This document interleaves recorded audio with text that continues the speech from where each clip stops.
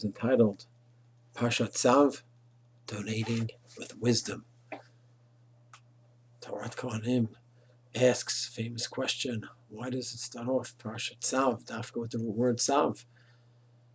It's not a typical term of the Korbanot to discuss without the term Sav. And he gives an answer quoted by Rashi, which is well known, that Sav is a lashon of zrizut, to do things with eagerness, enthusiasm. And we need that dafka over here when it comes to the mitzvah of Korban Olah. Of course, the Kohanim don't gain much from the Korban. We all know the Kohanim give up their parnasa to work in the Mikdash. They can be making money, lucrative professions in other fields, and instead they're working in the Beit HaMikdash. But at least they gain from it. They get the meat from the Korban. Over here by the Olah, they don't get any of that. It's true they get the hides, but it doesn't compensate for the work that they could be doing elsewhere. So therefore, they are told, Tzav, do this mitzvah with enthusiasm. And yes, you don't get the financial reward in this world. That is true, but it is a great mitzvah, and you should do it. So my friend asks a good question. There's plenty of mitzvah that we have that are much more expensive.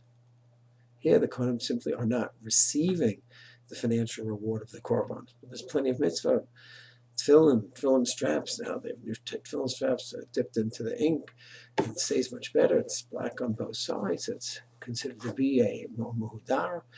And it costs 350 shekels just for the straps. A good pair of tefillin, thousands and thousands of shekels. Matzah in a few weeks. It's going to be Pesach for a piece of cardboard. Hundreds and hundreds of shekels. If you have a seder with a few people over, no shortage of mitzvahs that are very expensive. So my friend says, why Tzav? Over here by Korban Olah, where the Kohanim are simply not making the money. And it is true, they could be doing something else that can make more money, but it's not as expensive. They're putting money out for many, many mitzvahs, and yet we don't see the term Tzav. Here's a beautiful answer. He says that many times we invest our money in mitzvah, and it's true it's expensive, but we have something to show for it. We have those beautiful tefillin. We spend hundreds and hundreds on the etrog. We have that beautiful etrog. Over here, we, so to speak, invest in the Korban Olah. The owner invests in it, and the Kohen, his time, his effort, and it literally goes up in smoke. And the fact is, what is it that appeals? The question is, what appeals to us when we give money for mitzvot and for tzedakah? What is it? Is it there's some emotional appeal? We have the tefillin. We have this beautiful etrog. We have this building with my name on it. Is that what it is? Which, it's still a mitzvah. It's called Lo Lishma. It's not for the highest motivation, it's still a mitzvah. But ideally, the appeal should be, it's the right thing to do. It's the proper thing to do.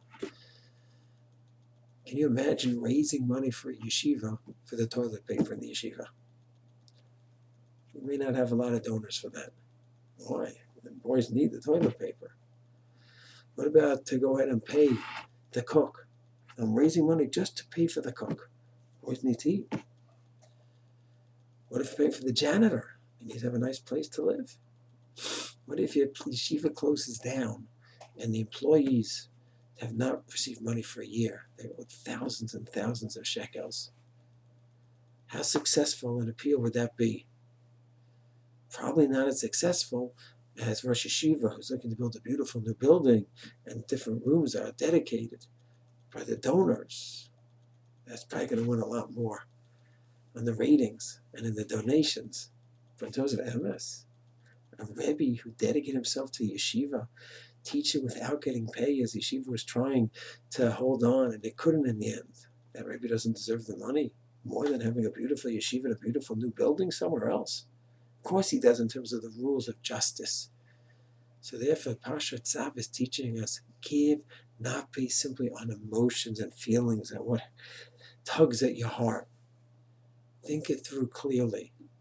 And even if it doesn't have the emotional appeal, that's how you should be given, based on what's right, what's yasha, and what's tov.